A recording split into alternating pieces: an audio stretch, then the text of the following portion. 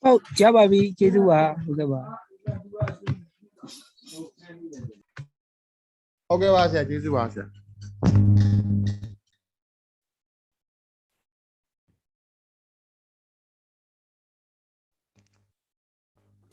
Sa Mathias sa mày dù sao bây giờ bà sẽ.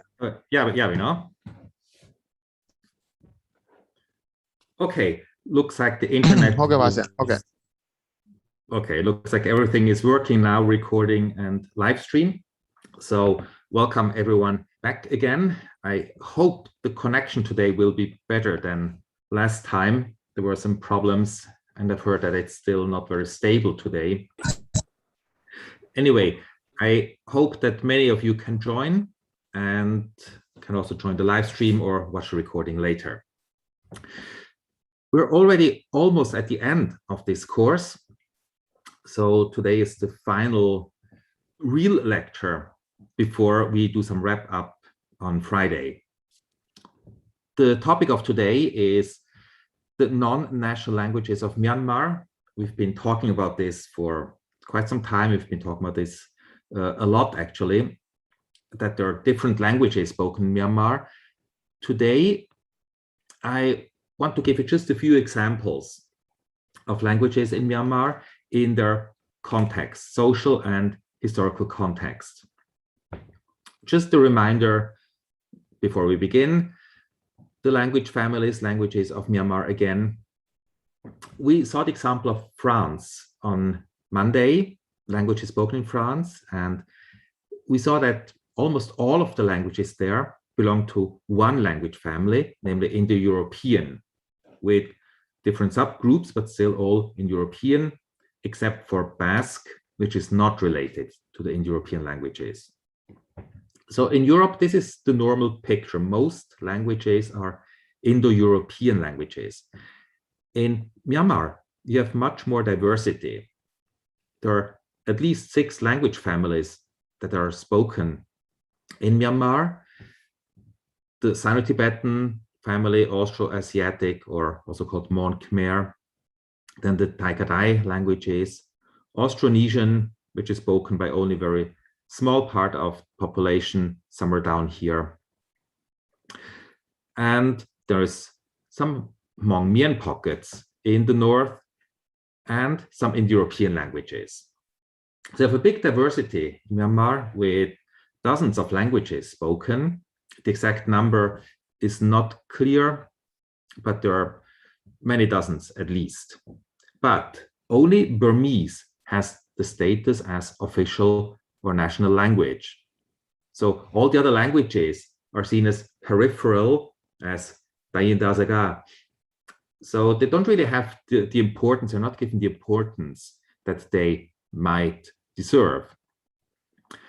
And today, I would just give you some information, some background information of 3 of these languages, or 3 of these language groups, namely Mon, which belongs to the Austroasiatic family, or Mon Khmer family, like the Palaungic languages spoken most in Shan State.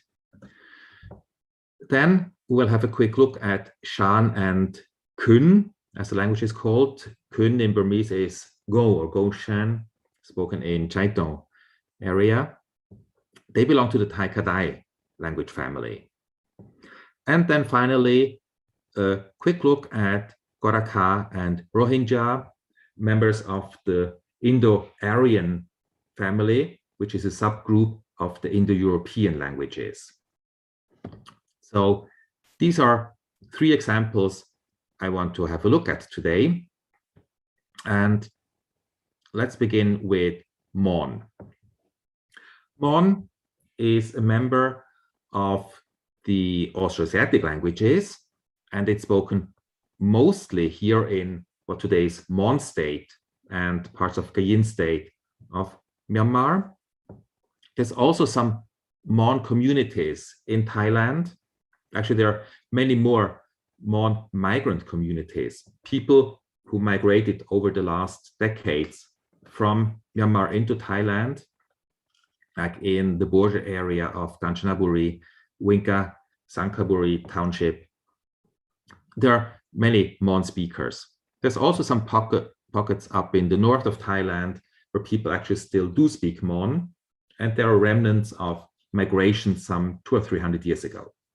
So Mon is quite in the middle of the Mon Khmer of the Austroasiatic language family. And you see other important languages are here, Khmer or Cambodian, spoken in Cambodia. And then in Vietnam, Vietnamese is the national language, which is also Austroasiatic.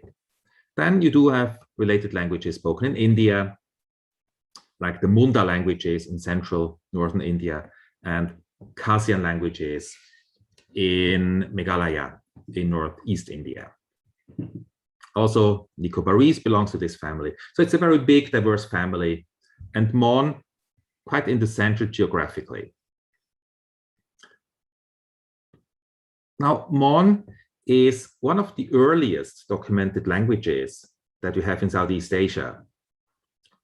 The very first inscription that has been found so far goes back to the 6th century, and it was found in what today is central Thailand, near Bangkok, at Nakhon Pathom. So this is the very first inscription of Mon here. And you can see here that the Mon script looks pretty different from what it looks today. Mon script, which is basically the same as Burmese script, like 1,500 years ago, it looked pretty different.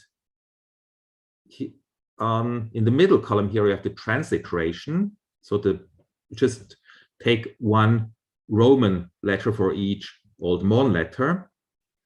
And if you compare these, you may see some connection. You may see some similarity, like the last word here, which is chuas.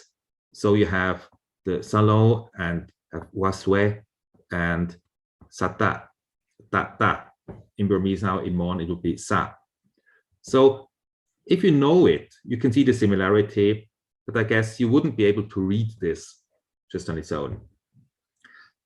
So this is the very first inscription of Mon, and Old Mon is quite well understood because we have many inscriptions in Old Mon. It's still pretty similar to modern Mon, at least to the written form of modern Mon. So this is a very important language in terms of history of Southeast Asia, because it's, as I said, the earliest recorded local language. Okay, there's some problem with the display here.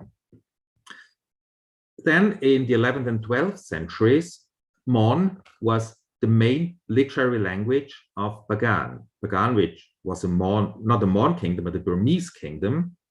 But Mon still was the main literary language, so Mon had high prestige. Besides Pali, which was mostly the language of religion. So here you see the Mon face of the Nyasidi inscription, which on another face has Old Burmese as the first Burmese inscription. And if you look at the letters here, okay, now it's gone again. Can I get it back again? I hope. Okay, if you look at the letters here, at the shapes, they already look more similar to modern Mon or modern Burmese. And you also see it here on the Ananda plaques. If you practice a bit, you can probably read Old Mon, Old Burmese. So the shapes of the letters already changed. But what is important is that Mon was the high prestige language, was the literary language of the Burmese kingdom at Bagan. And besides giving us information about the history of the area, Mon inscriptions are very important in terms of linguistics, because in the Mon inscriptions, we can see the Burmese influence, the increasing Burmese influence that came into the Mon language. And this goes together with the decreasing political and economic power of the Mon. So while Old Mon, as I said, was high prestige, there is not much Burmese influence there. You don't see many Burmese loan words or Burmese patterns. So the example I give you here is about subordinate clauses, namely conditional clauses, which in Old Mon are introduced by yal. Yal, like English if, occurs at the beginning of the subordinate clause. And of course, this is the opposite of Burmese. In Burmese, you have yin, which occurs at the end of the subordinate clause. Now, I was talking about this language contact happening in the brain of the speakers. When you speak two languages, you want them to be similar. You want to not think too much how to put things in one or the other language. So if in Mon, if you speak Mon and Burmese at the same time, and in Mon you have yal at the beginning of the clause, which is the same as Burmese yin at the end of the clause, there is a conflict in your brain. You want to level this. In Old Mon, we don't see any change here in the sentence yet. It's just like Mon should be, no Burmese influence. Then by Middle Mon, which was used and spoken in Lower Burma, Bago area, Burmese was much more important, had gained in importance. And now you see relative conditional subordinate clauses, which have yo, which is the descendant of the Old Mon yal at the beginning of the clause. But you also have ma at the end of the clause. Ma is a topic marker, and topic markers normally are at the end of the phrase in Mon. So you have both clause initial and clause final marker. And the interesting part then is in later Middle Mon, at the Ajapala inscription, which I give you here on the lower part, you only have the sentence final ma, you don't have the sentence or clause initial yo anymore. That means Middle Mon now looks more like Burmese, because ma, this topic marker, now means if, took over the function of if, and it occurs in the same position as Burmese yin, namely at the end of the conditional subordinate clause. In modern spoken Mon, which has much more Burmese influence still, you also use a clause final, originally topic marker, to mark conditional clauses, just like Burmese. So we can see the development of increasing Burmese influence in Mon through the history of the inscriptions. So this is a very important tool that we have here with these inscriptions that tell us a lot about the language situation, the linguistic situation, language context scenarios that happened, and very nicely reflected in the grammar of Mon. Now, Mon lost its status as an official language, as national language, when the Burmese took over the Handawadi kingdom centered at Bago, and Mon became a peripheral language spoken mostly in villages and in family contexts. But still, there is ongoing activity in Mon still today. So there is near the south entry of the Shwedagong Phaya in Yangon, there is the Mon Library. They have quite a good collection of Mon books there. They do activities in Mon culture and literature. So this activity is still going on. Mon national schools have been around for more than 10 years in Burma, especially in Mon State, some in Kayin State. In 2011, there were like 270 Mon national schools with over 30,000, almost 40,000 students. Mon is the language of instruction in the primary school, on primary level. Then there is increasingly Burmese use to prepare the students for Burmese universities, because there is still no Mon university. As you can see on the picture here, these Mon schools were very, well, low level in many places. They didn't have much money. They were mostly financed or are mostly financed by Mon people working overseas, like in Singapore, Thailand, who sent money back to their villages to support Mon schools. So there is activity going on in Mon. There is quite a bit of popular literature. There are online newspapers like the Gawao News Group. There are magazines. There is some fiction. There's some historical novels and some practical things like guide to using internet.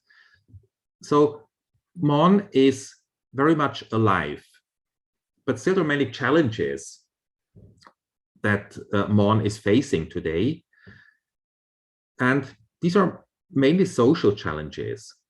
So many Mon people do have a very strong feeling of being Mon identity. The Mon National Day is celebrated vigorously in many places when it's allowed. But still, many Mon do not want their children to go to Mon national schools because they think it's better if the children learn Burmese. They think Mon is not the useful means of communication. Actually, almost 20 years ago in Yangon, I met one of the most senior Mon cultural officers who passed away some years ago. So he was one of the leaders of Mon culture, Mon language. I visited him at his house in Tridancha in Yangon, and we were talking about Mon language, of course, and things. And then he said, you know, my children don't speak Mon, they only speak Burmese. So even the high Mon like figures, the important figures, they didn't pass on Mon to their children. So it's not seen as useful in communication. Burmese and English are more useful. And literacy in Mon is not really, well, why would you read Mon if you can read Burmese and English?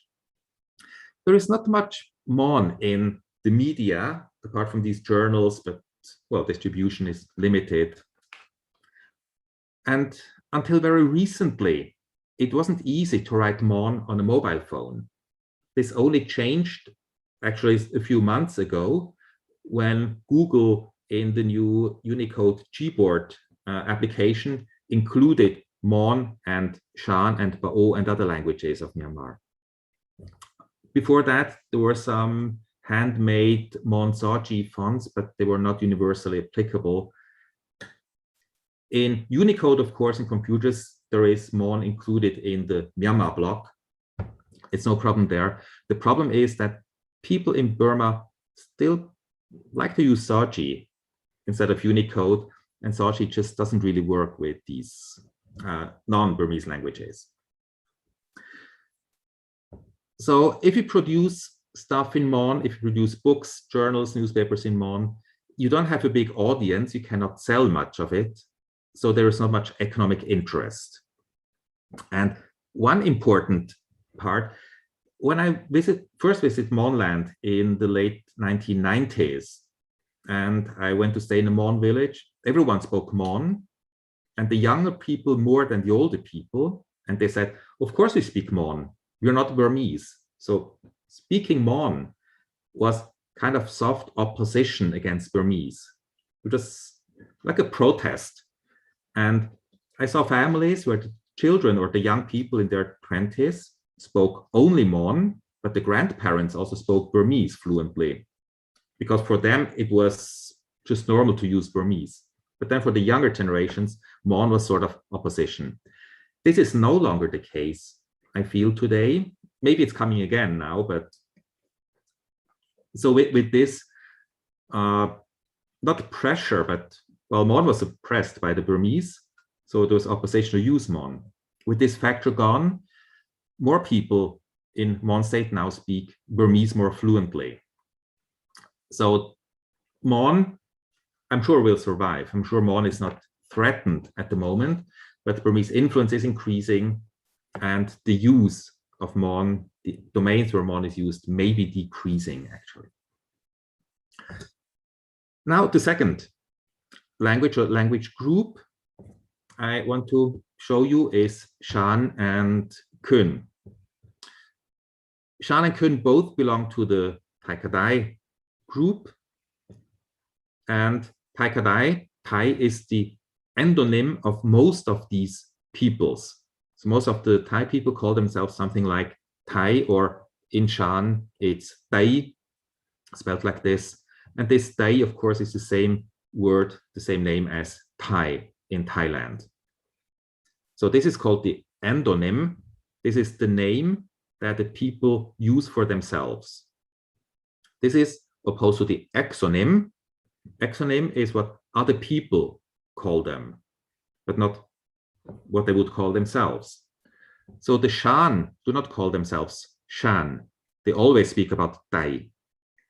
It's only Burmese who call them Shan, and the English.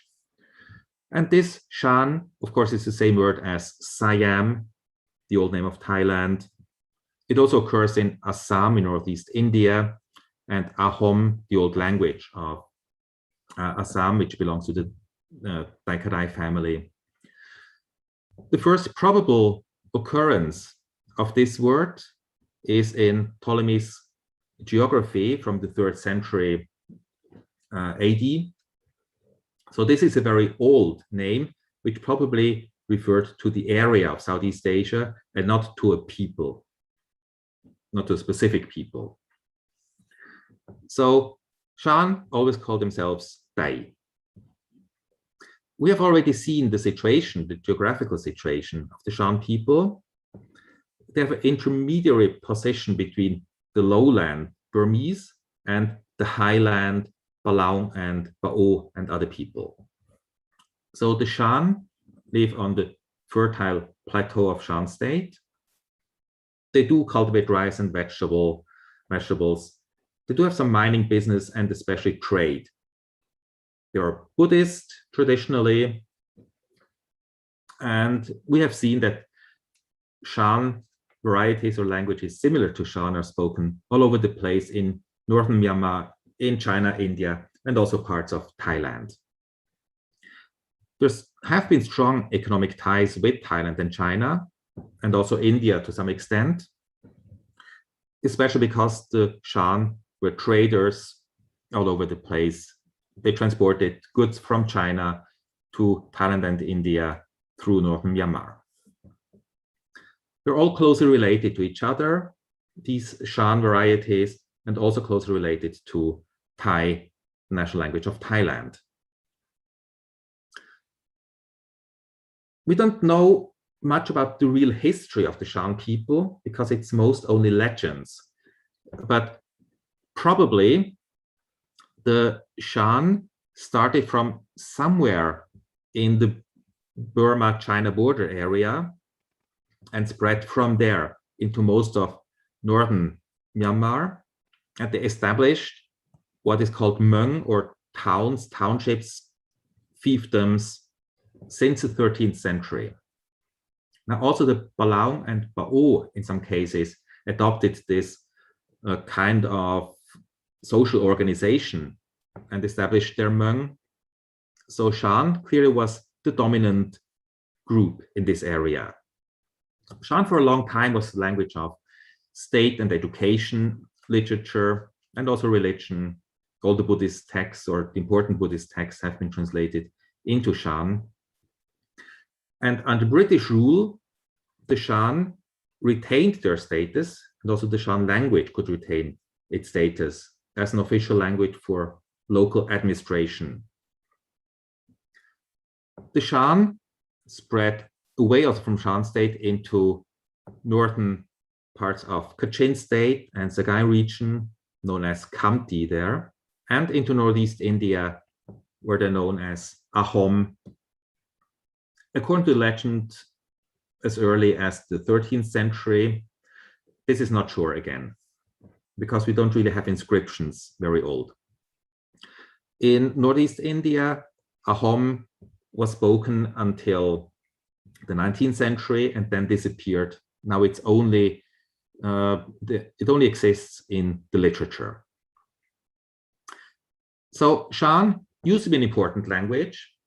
Like Mon, it lost its national status. It still has the old literature. It still has the text and its own writing.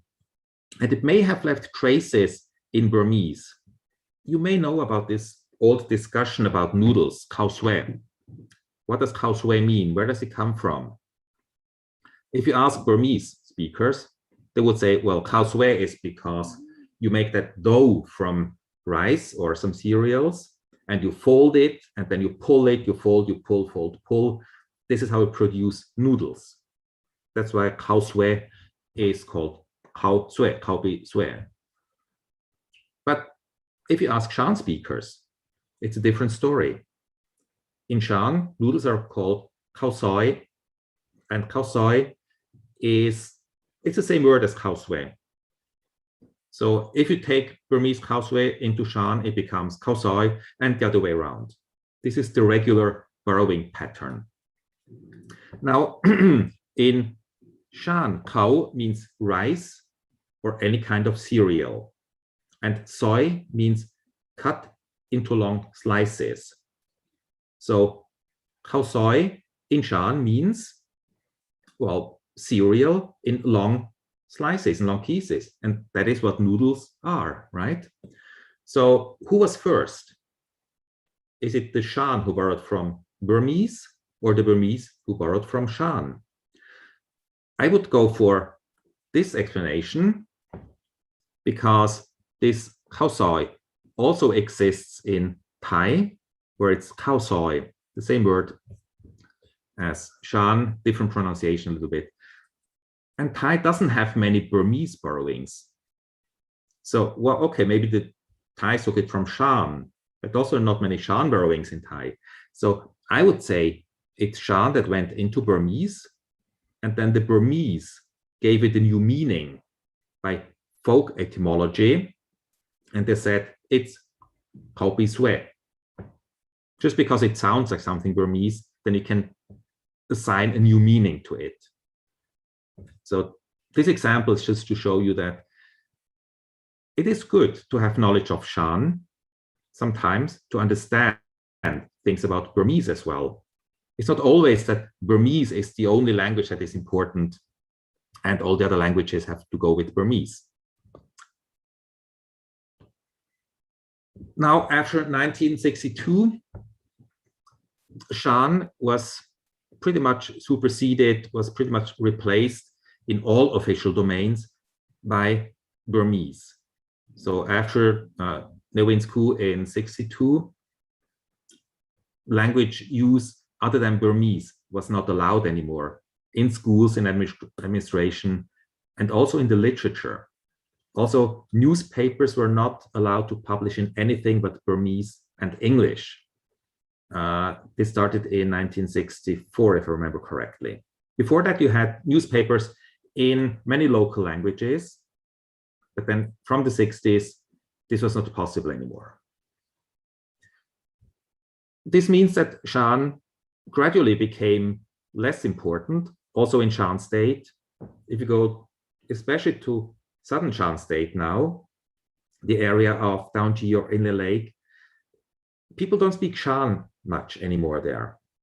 In Taungji, you may find some Shan speakers at the market, but basically in Taungji town, people speak Burmese. At the same time, Shan increasingly had ties with Thailand and the Thai language in border areas, because many Shan went and still are going to Thailand for work. They can learn Thai easily because the languages are similar. And as I said, the Shan opposition established itself quite early in the 80s and 90s in Chiang Mai, from where they could work online. So Shan and Thai became closer in some aspects, while Shan lost ground to Burmese and was much more influenced by Burmese in most places in Shan State. So like Mon, Shan will certainly not die, will certainly not disappear in the foreseeable future, but it's losing importance unless it may regain importance at some point with political changes. Now, Khun or Goshan, spoken in Chaintau in Eastern Shan State, this is a language that is basically used to be the same as Gammuang, spoken in northern Thailand, like Chiang Mai, Chiang Rai, Nan areas, and also Lu, spoken in Xishuangbanna of Yunnan in China. So these three languages, basically this is a continuum of three varieties that merge into each other. Kun is also an old literary language. It has its own script. The script is also used, or the similar script is used in northern Thailand and Xishuangbanna in China, Yunnan. It has been taken over also by the Rujing Balaung in the Gallaw area of southern Shan state. But apart from this, it's not very, not widely used. It does come with its Unicode block as Tham script, the Dhamma script, because it was used for religious text mostly. Now, Kun used to be very close to Thai and Thai varieties, closer than to Shan, but it's being, well, it's undergoing heavy Burmese influence recently. So these are just a few examples that I took from a textbook published in the 1960s by Kemarat Press in Chengdu. It's reading text for students at school in Kun and explanations of difficult words that are considered difficult by the Kun people. So these are the words in Kun, and this is the explanation that is given, or the translation into modern usage of Kun. Now, if you compare the text and explanation, it is striking that all the words here in the original Kun text are pretty much the same as they are in Thai, Standard Thai or Northern Thai. And all the explanations are Burmese words. The Burmese words in a Kun shape. So, Kwam Kit, in Thai this would be Kwam Kit. And the explanation, because the authors obviously think that Kun children don't know Kwam Kit anymore, so they explain it as Kwam Chen Cha, and Chen Cha, of course, is the Burmese Sinza. Chanit, in Thai, Standard Thai is Chanit, explanation, Myo, which of course is the Burmese Myo. So from this you can see that the Burmese loan words are more common, are more easily understood, obviously, by the children, by the young generations of Kun. That's why use Burmese loan words to explain the obsolete Kun words. The last example here, the Kun text has foot. Explanation is be. For the measure a foot, like about 30 centimeters. Of course, this be is the same as Burmese be. Low tone in Kun corresponds to the unmarked tone in Burmese. Now, foot, as you know, is an English loan word, and be is a loan word into Burmese from Portuguese. So it's both European languages here that are at the origin, but the English word foot was not understood anymore, or was seen as being difficult. So you take the original Portuguese in Burmese be to explain it. So this shows how Kun is not disappearing, but becoming more like Burmese. So this is not language shift, this is language change. And at some point, maybe Kun will just feel much more like Burmese because most of its vocabulary will be Burmese, but still it will survive as its own language, I'm pretty sure. And the last group of languages, the Indo-European languages spoken in Myanmar, they're not much talked about, or haven't been much talked about for different reasons. The first pretty important group of Indo-European speakers are the Goraka. Goraka are descendants of Nepali speakers who migrated to different parts of Burma, as you can see here, 150 150 to 200 years ago. Many of them came as soldiers of the British Army.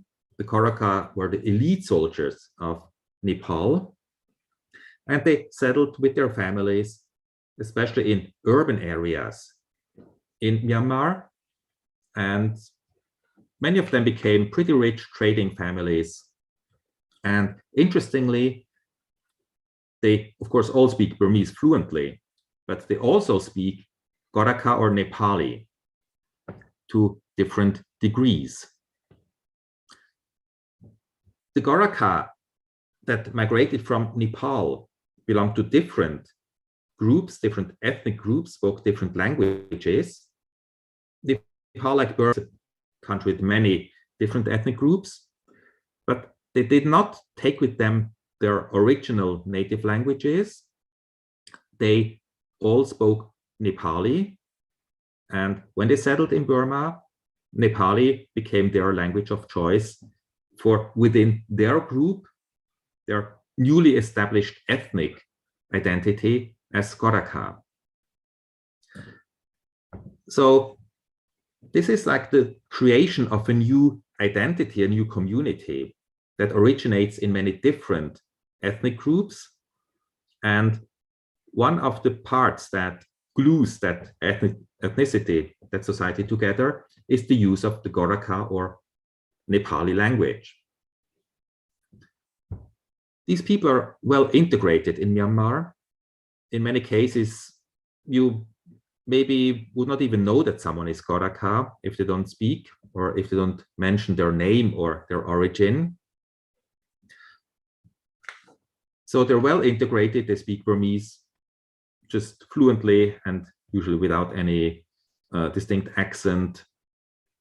They were isolated from their kins in Nepal, basically until around the year 2000.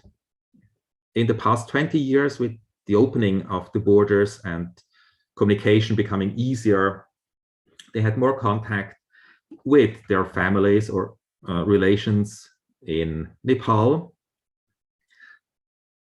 And with this, they realized that they can actually also do business with Nepal, that Gorkha can be used as a language of trade and communication internationally.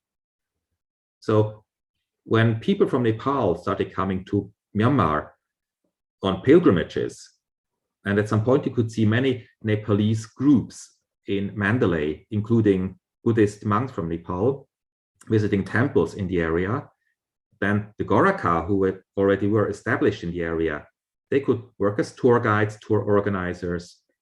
So they saw the importance of being able to speak Gorkha.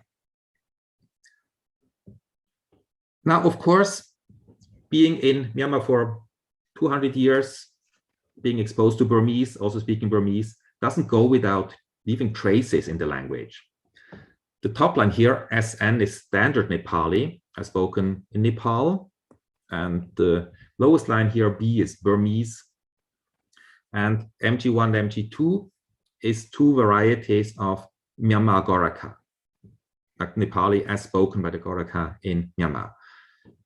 You see, for 43 books in standard Nepali, you would say 43 classifier book. This, of course, is different from Burmese, which has book 43 classifier. So O, lazy don't O. Now, there was a gradual change, or is a gradual change going on in Myanmar Gorkha. People still speak Gorkha pretty fluently, would say things like Hitap Chalistin Wata. Chalistin Wata. You already have the same word order as Burmese, but you have Gorkha words. The matter is still Gorkha, but the pattern is Burmese. But if you compare 43 in standard Nepali and Myanmar Gorkha, you see that here you also have a Burmese pattern. Trichalis, 340, in Myanmar Gorkha is Chalis Tin, which corresponds to Lese Don. So within this expression, you also have the Burmese pattern. Then with younger generations that I interviewed in Pyongyang some years ago, they would say kitab, lesen, no, oh. So only kitab is still the original Goraka word. And lesen, no, oh is just the whole package taken over from Burmese. So you see there is a lot of pattern replication going on and also match replication. This, of course, raises the question, will Goraka survive in Myanmar? Will the people still go on speaking Nepali in 10 years? Well, the language has been there for many generations, so it's sort of stable. The Goraka have their communities, they speak Nepali or Goraka with each other. So there is some stability in this language use. Now, in the context of Myanmar, like with many other ethnic groups, the Goraka do see some increased consciousness of their identity, and the language may be part of maintaining their identity. They have started giving formal education in standard Nepali to the younger generations, which of course might result in younger generations speaking rather standard Nepali than Myanmar Goraka. So reversing the changes that happened. But then there is increased contact with Nepal. As I said, there are business opportunities now. People now have access to online entertainment and media in standard Nepali. So there is a reversion to standard Nepali maybe, which may strengthen the status of Nepali in Myanmar, maybe also of the Goraka variety of Myanmar. On the other hand, factors favoring shift to Burmese on the right side here. People are going to Burmese schools.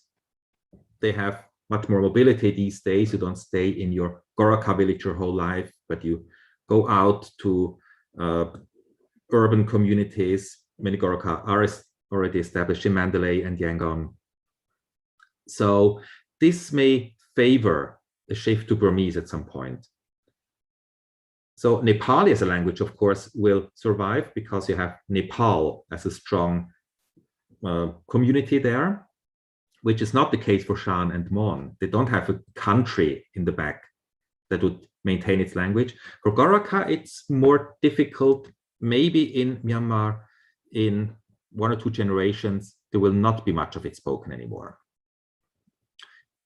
So this was the Goraka part. And now, finally, the final point here, the Rohingya. What about the Rohingya, the people that have long been denied any status in Burma? Even the lady at one point in view said, we don't call them Rohingya, we call them Bangla Muslim or Muslim living in Rakhine.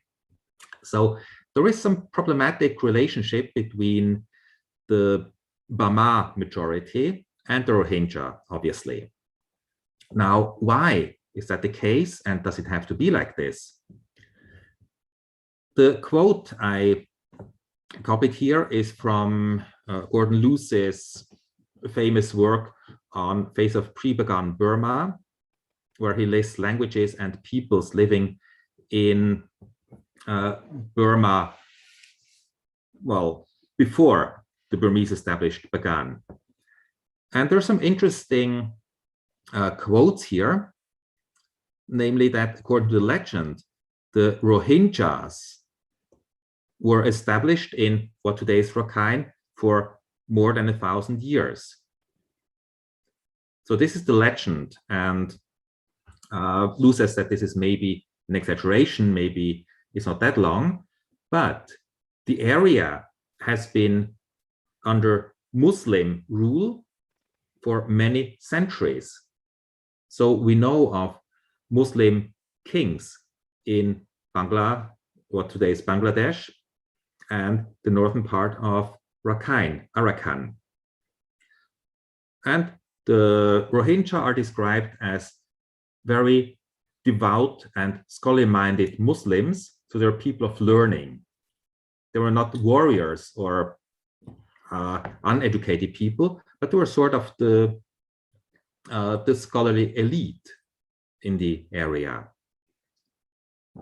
So maybe there was some competition, or there certainly was competition between the Buddhist kings and Muslim kings, Buddhist population, Muslim population.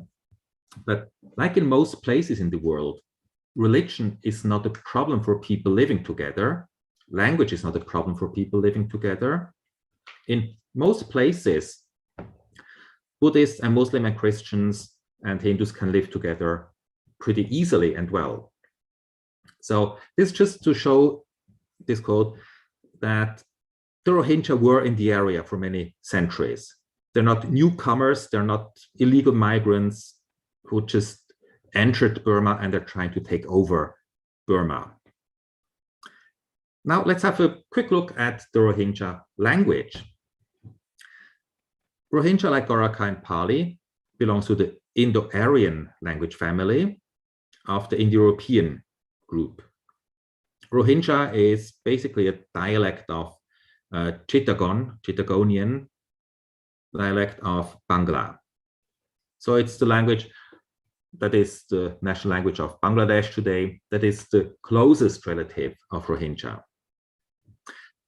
Bangla language probably had a major influence in Burmese for many centuries.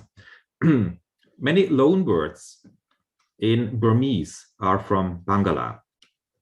And I guess even the za in Zapwe is not from Pali jati, but rather from Bangla jat, which means theater performance.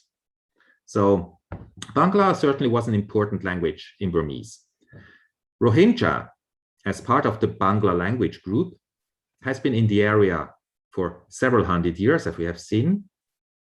And the name Rohingya is probably the same word as Rakhine. The H and Ka. H can be pronounced as Ha or Kha in Rohingya. This is interchangeable. The sounds are interchangeable, as you can see in the word for to see in Rohingya, which is sometimes Dekhe and sometimes Deke. So Rohingya, Rakhine, Arakan is the same word, probably. Rohingya doesn't have a long-standing written tradition, but it does have a written form. Actually, it has several written forms. It used to be written in Bangla alphabet, sometimes in Arabic alphabet. But since 1999, there have been efforts to standardize Rohingya by using English, the English alphabet. And they call this Rohingyalish, Rohingyalish. So Rohingya written in English characters. They added a few special characters and they standardized the orthography. There's some textbooks available in Rohingya to teach children. And this is what the textbook looks like from the inside. Like what you're used to from Burmese and other languages. You have the pictures and then what the things are called. And you see here in some cases, Andha, this is the same word as in Pali. In Let Holom, Let is the English lead. And mes is a Portuguese loanword, mesa for table. So Rohingya is just like any other language of the area, made up from different influences, has different parts in its vocabulary coming from different languages. If you look at the days of the week and the numbers in Rohingya, the week starts with Saturday, of course, because Friday is Sunday for Muslim. Friday is the holy day, the day of rest. So the week starts with Saturday. Saturday, Johnny Bar. Johnny, does it sound similar to you? In Burmese, Sane, spelled Chane. Then Jombar. Jom is Chandra in Pali, Chanda in Pali, Chandra in Sanskrit for moon. Mongol is Mangal, of course, like Mingala. and then Buit is Boda, Bodahu, Ichi, and Chakurbar. You can see the similarity to Burmese, especially to written Burmese in these. And also in the numerals, you can see there is quite some similarity to the Burmese ordinal numerals, at least, because they're from Pali. So in Ek, Dui, Din, you can see the Indo-Aryan heritage. That is very important. For 0, in Burmese, you use Donya, from Pali, Sunya. The Rohingya use the Arabic Sifir, which in English is used as cipher. So from these examples, you just see that Rohingya is a pretty good modern Indo-Aryan language with influences from different parts. And Rohingya may actually also help us sometimes in looking at Burmese vocabulary. You know, linguists like to think about where does a word come from? What is the origin? What's the real meaning of a word? So the Burmese do. If you have a linguistic mind, you will wonder, well, what does it come from? In Mon, the same word is saw. Okay, it doesn't help much. Who took it from who? There are no likely cognates on either side. Neither Burmese nor Mon can place this word in its own language family. So Sino-Tibetan and Austroasiatic don't provide good cognates for do or saw.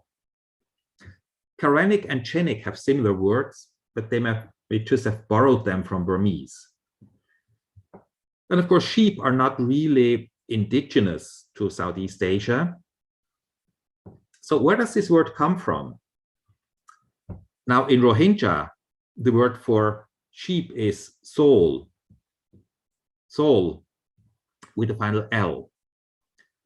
You know that Burmese do goes back to earlier Burmese so, and it's still seen in the Mon form saw, where but Burmese is ta is still sa. So this soul is a pretty good match for the Burmese do, actually.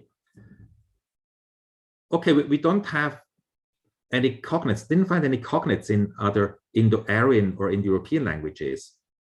Even Bangala has a different word. But what is crucial here is in Rohingya, there is a final L, soul. Now, if the Rohingya borrowed this word from Burmese or Mon, there is no reason why they would add a final L in this case.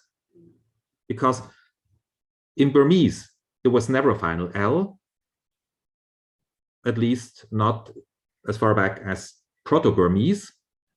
So when they came into contact with Burmese, the Rohingya, there was no final L there. In Mon, there could have been a final L in Old Mon, but the word does not appear in the Old Mon inscriptions.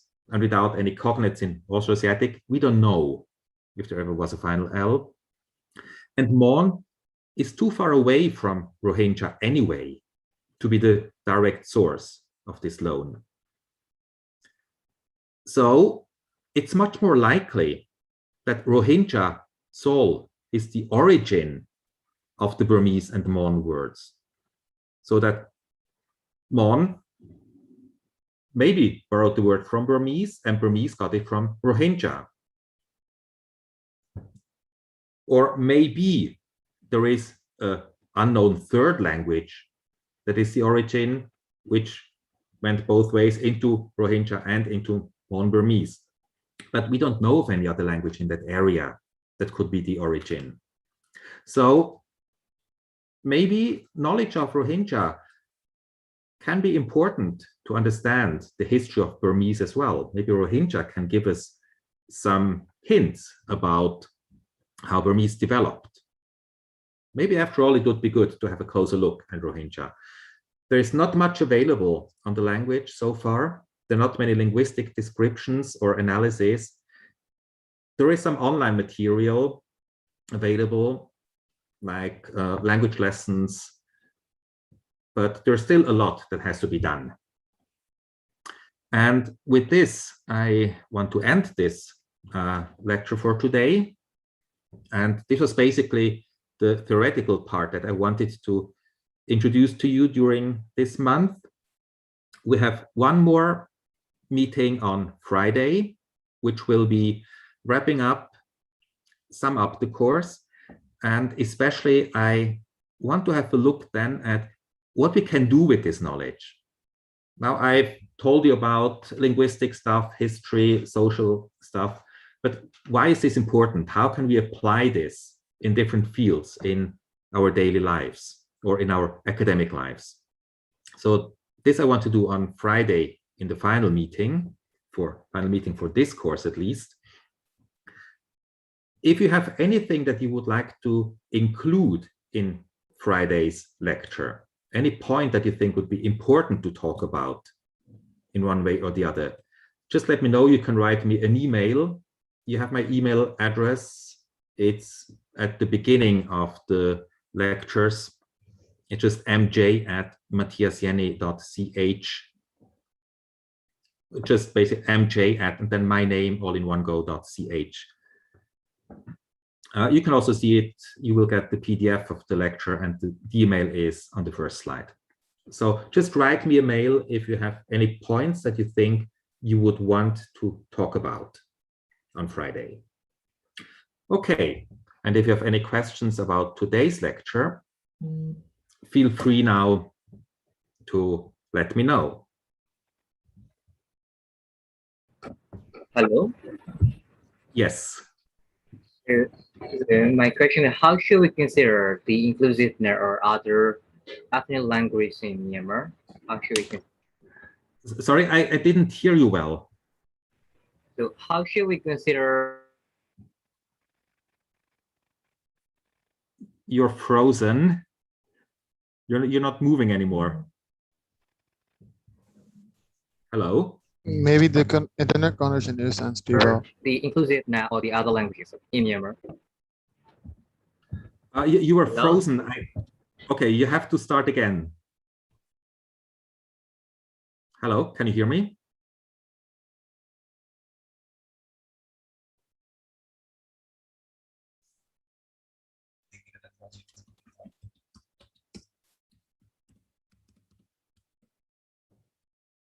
Hello, can you hear me? Hello. Yes, I can hear you. Hello. Hello. Yes, now I can hear you. Oh, okay. So my question is, how should we consider the inclusiveness or the other ethnic language in Myanmar? How should we promote the other language? Okay.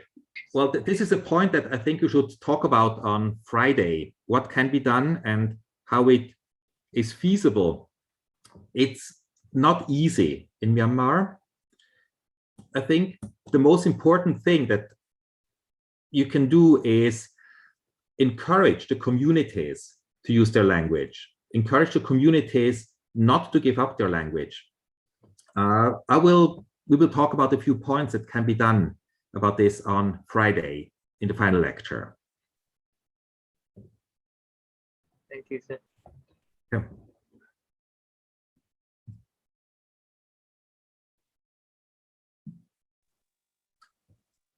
Hello. Hello. Yes. I would like to ask a question. Yes. How can we say that the language? How can we say it is a language of that particular place? Because due to migration, the speakers are kind of like spread it over. So how can we know the origin of the language? This is not easy in some cases to know where language comes from. Basically, we have historical documents in some cases, like the people may be mentioned in external sources, maybe in Chinese histories or Indian histories, there may be mention of the people, and then we can have a hint about the original place of the language. In other cases, we only have the languages themselves. So if we see that the language has many borrowings, many loan words from some language far away, we know they must have been in touch at some point in their history. And then there are linguistic methods that help us to figure out in which direction the burrowing went, at what time the burrowing happened. And in some cases, then we can reconstruct the migrations. But if we don't have historical documents, it's not easy in many cases. And there is still a lot of discussion about where Burmese came from in the origin. We know it comes from somewhere in the north, somewhere from the Himalayan foothills maybe, but we don't know the exact way of migration of Burmese. So there is a lot of work to be done, both in terms of history and sometimes archaeology and linguistics. Thank you. Welcome.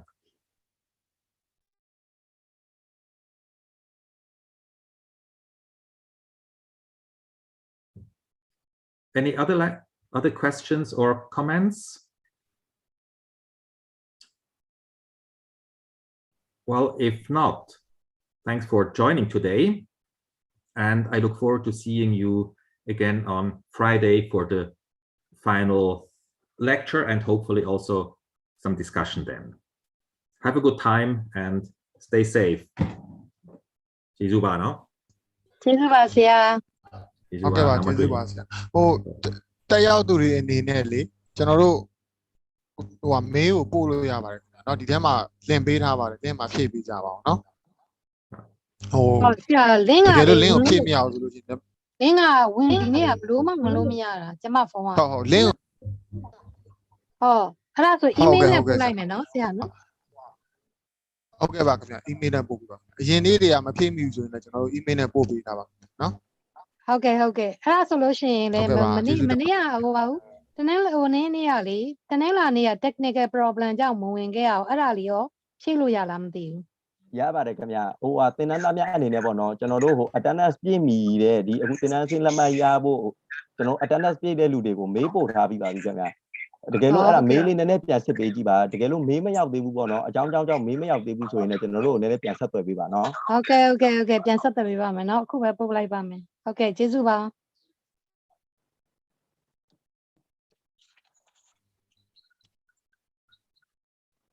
ဟုတ်ကဲ့ပါကျေးဇူးတင်ပါတယ်เนาะအဲ့ဒါရပါပြီ